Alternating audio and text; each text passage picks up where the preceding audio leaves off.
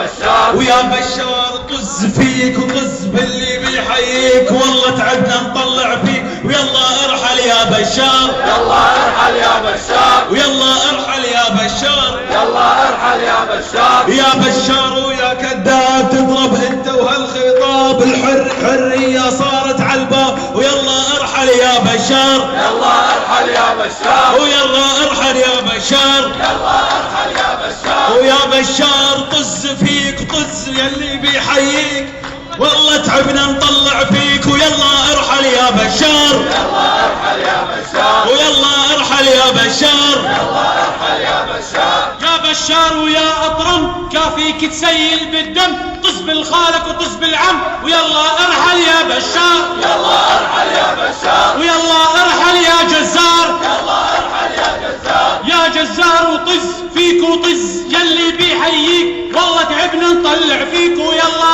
ارحل يا جزار، يلا ارحل يا جزار، يا جزار ويا صعلوك طز عليك وعلى ابوك ويلا ارحل يا جزار، يلا ارحل يا جزار، يلا ارحل يا جزار. يلا ارحل يا جزار.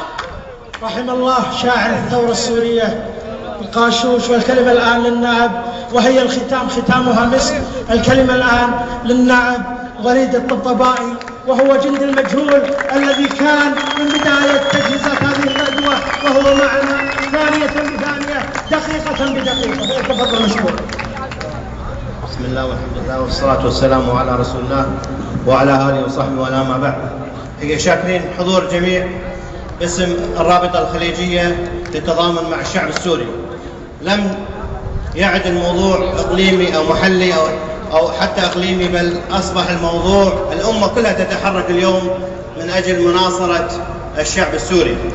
وتحدث الكثيرون وأشاروا إلى نقاط مهمة تتعلق بضرورة رحيل السفير السوري، ونحن نؤكد على هذه النقطة، ونقول للحكومة الكويتية باسم الأمة: إذا لم يتم طرد السفير السوري إلى يوم الثلاثاء، الأمة ستتحرك لطرد هذا الحقير من أرض مشرف.